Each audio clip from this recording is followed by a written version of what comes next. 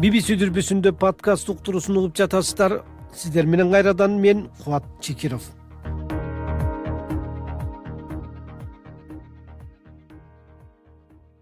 Кыргызстанда аномалдуу катуу суук келет деп кабарлангандан бери бүт өлкө боюнча окуучулардын кышкы каникулу узартылды. Баш каладагы жылуулук электр борбору от жагууну күчөтүп, шаардык бийлик болсо үй жайы жок адамдар жылынып тамак ичип кете турган баш паанек жайларды уюштуруп жатканын айтууда. 10 январдан бери күн сууктап, абанын температурасы түз жерлерде -13-15, тоо арасында -22-27 градуска чыга турганы кабарланууда. Сууктун эң катуу болушу 12-13 январга туура келет.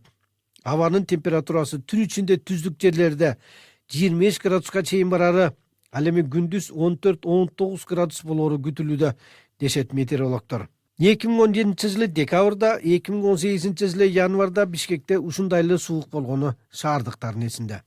Метеорологдор аномалдуу аба ырайы деп атап жатканда, катардагы жарандар анын ичинде журналист, жазуучу Дүйшөн Керимов дагы бул кыргыз жери үчүн демей деги эле суук экенин белгилейт.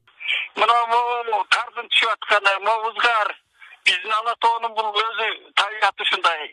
Ана мен үчүн жырган мына кетип турат, мактарда таза, аба таза, береке деп койчу илгери кар жааганда аксакалдар. Бул береке болуп атат, бийил жакшы деп. Кыргыз гидромет кызматынын адистери өз кезегинде аномалдуу аба ырайы деп саал аша чаба айтып жаткандай, чынында жылдык нормадан бир аз эле айырма бар дейт метеоролог адис Айзада Абдывалиева.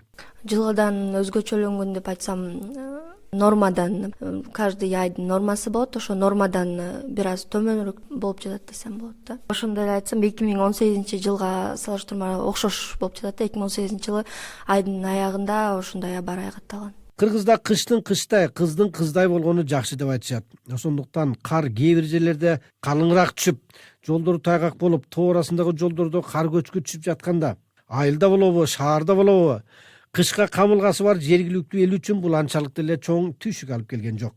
Кар калың түшүп, жут болгон, ит өлгөн суук болгон жылдар кандай болгонун Дүйшөн Керимов мындайча эске салды.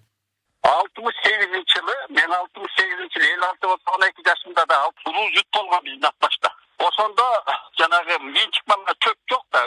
Биздин чоң аталарыбыз күрөктөрүн алып, жана жыгач күрөктөр менен тескейди ачып, мен ошолорго асып деле түлүк жеткирип берчүмүн сабактан кийин. Араң ошол жетип кыштыбаттар менен кийип салып алат, анан бойлоруна алып чыгып, анан ат бура бастыра албай калган кар деген ошол. Жана Үсөңгүдөн да видеодо түкөндө канча метр болот?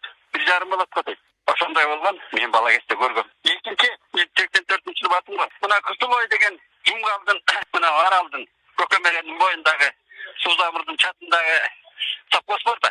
Ошондо ит өлгөн суук дегенде аксакалдар айтып берген, мына ит өлгөн суук балам. О чөптүн түбүндөгү ит киричиле үрө албай өлүп калат экен, чөптүн түбүндө жатып. Толуп. Ошол ит өлгөн суук дейт экен. 45 градус болот экен. Мына. Бул BBC дүрбүсүндө подкаст уктуруусу болду. Аны мен Кубат Чекиров алып бардым.